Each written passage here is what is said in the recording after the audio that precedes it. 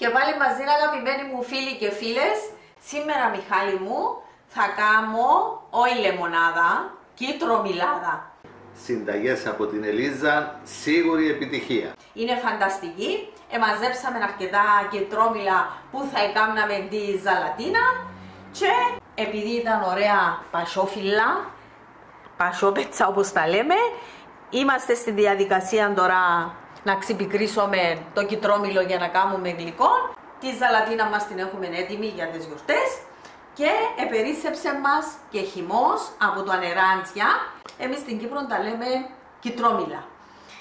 Αλλά φανταστική, πολλά ωραία η κιτρομιλάδα. Είναι όπως τη λεμονάδα, όπως την πορτοκαλάδα, Μιχάλη μου.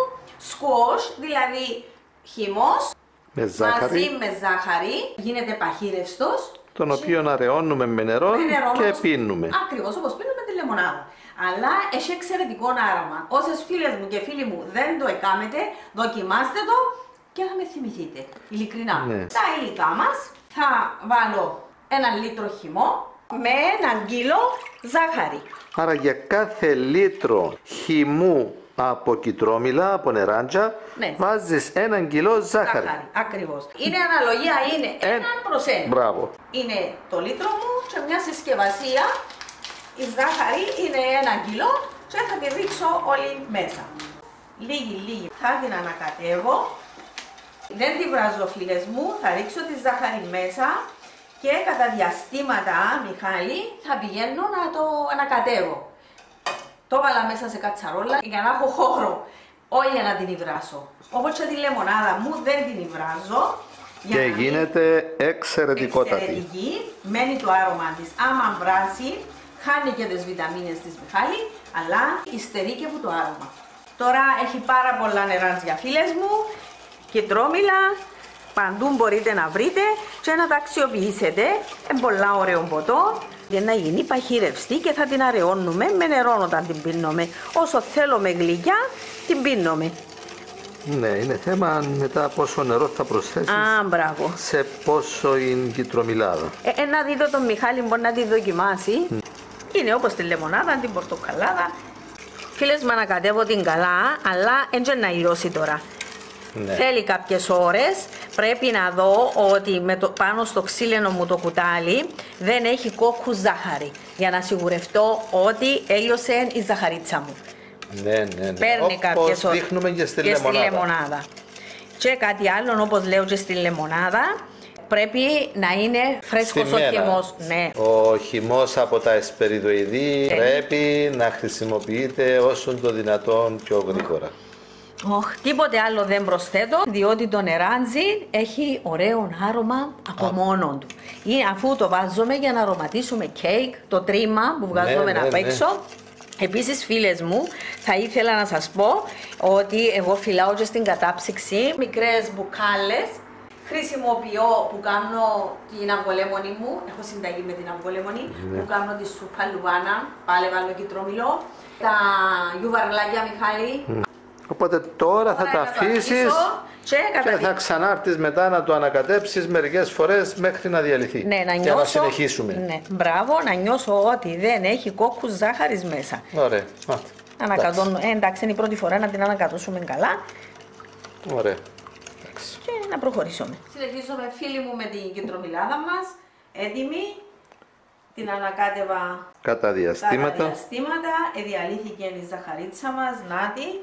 Μετά από πόσες ώρες? Αφήσαμε την 3 ώρες. Μετά από 3 ώρες έχει διαλυθεί. Ναι. Μάλιστα. Ούτε στη φωτιά ούτε τίποτα. Όχι. Δεν τη βάζω στη φωτιά. Διαλύθηκε. Οπότε τώρα πάει στα βάζα μας. κατευθείαν. Με τούτο, ναι. Πάει λοιπόν. Και η κιτρομιλάδα μας. Δες την έγινε παχύρευστη. Βλέπουμε από κάτω. Ναι, για να βλέπω και εγώ. Ωραία. Εντάξει. Πάει πρώτη. Αποστηρωμένα τα βαζάκια μας, φίλες μου. Για να μας διατηρηθεί και διατηρείται εκτός του ψυγείου. Αλλά όταν αρχίσουμε και πίνουμε, πρέπει να μπει μέσα στο ψυγείο. Να γεμίσει. Και θα πιούμε γελί. Όσοι μείνει στην κατσαρόλα, να την κοίσει. Γύρω. Βάλε και νεράκι, Λίζα.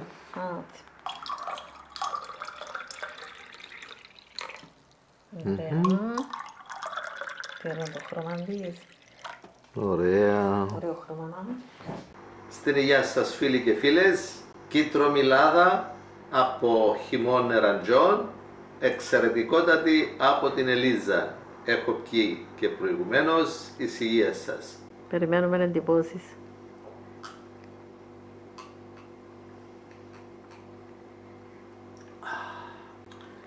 Είναι πολύ κοντά στη λεμονάδα. Εξαιρετικότατη. Κίτρο-μυλάδα, εύκολα και γρήγορα. Πραγματικά είναι ίσως η πιο εύκολη συνταγή που έχω δει.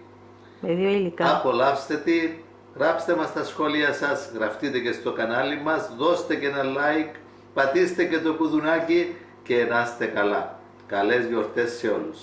Υγεία. Είναι εξαιρετικότατη. Φανταστική. Με περιμένει και εμένα το δικό μου ποτήρι με την κιτρομυλάδα.